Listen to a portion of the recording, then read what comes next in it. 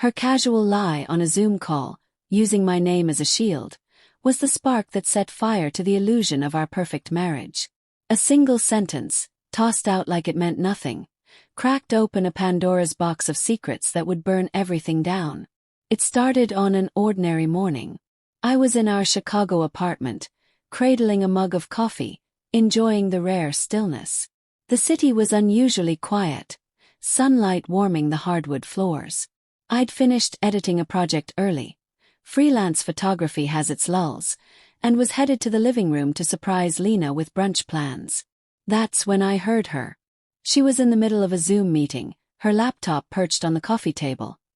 Her voice carried in that crisp, performative tone she used for work. Lena was a project manager, always juggling deadlines and check-ins. But that day something was off. I heard her laugh, a thin, nervous sound I didn't recognize. "Oh, I'm late because I was with Ethan at his shoot," she said lightly with a forced chuckle. I stopped cold. Her words felt like static in my ears. Ethan. And I hadn't had a shoot that day. My mind raced. Why would she use my name like that? Why would she need to explain her lateness with a lie? And why drag me into it? I stood there, coffee mug trembling in my hand, as reality bent at the edges. We'd been married 6 years. 6 years of shared playlists, spontaneous road trips, lazy Sundays wrapped in each other's arms. Sure, things had felt different lately.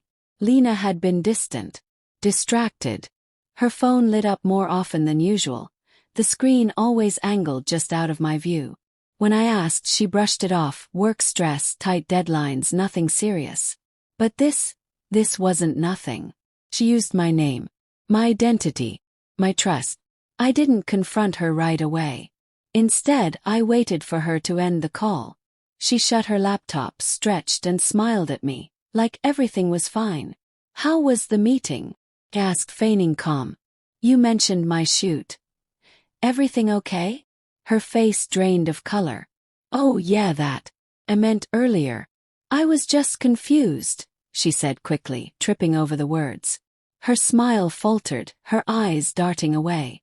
And in that moment I saw it. The crack. Not just in her voice, but in the facade of our marriage. I nodded slowly, pretending to buy it. But something inside me had already changed.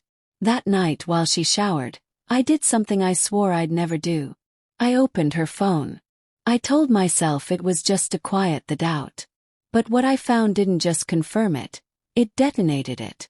Her messages with someone named Alex were a tapestry of betrayal, flirty exchanges, plans for late-night drinks, a getaway weekend she'd claimed was a corporate retreat, photos, private jokes, and then the knife.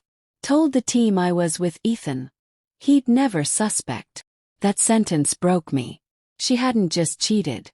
She'd used my name as a cloak for her infidelity. Assuming my trust was so complete, I'd never noticed the shadows she moved in.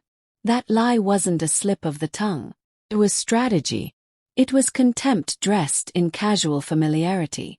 When she stepped out of the bathroom, I was waiting. Her phone in my hand, the messages displayed like evidence at a trial. "You used my name to lie, Lena," I said, voice tight, shaking with hurt. "Who the hell is Alex?" She froze, then crumbled. Tears welled up, hands shaking, voice cracking. She confessed. Alex was a coworker. It started innocently, she claimed. Texting during long meetings, inside jokes that became flirtation, flirtation that became something more. Something she couldn't walk away from. Something she didn't walk away from. While I was building a life for us, editing photos, dreaming of a shared future, she was building something else with him. I left that night.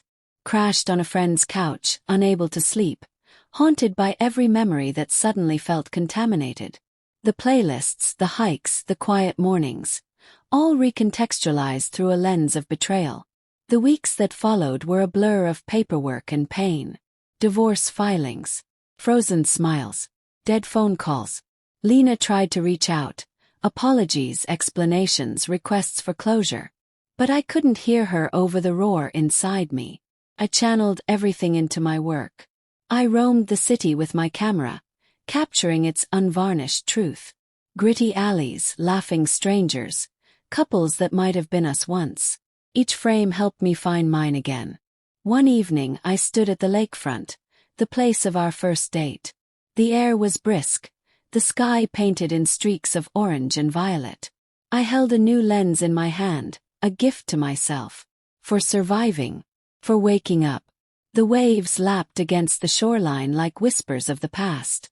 But they didn't hurt anymore. Lena's lie using my name had shattered us. But it also set me free. It made me see what I hadn't wanted to. That I'd been clinging to an image, not a reality. That I deserved honesty, not performance. As the sun dipped below Lake Michigan, I snapped a photo. Clean, sharp, full of light. Her betrayal was the end of us. But it was the beginning of me. And I would never let someone else write my story again. Not in my name.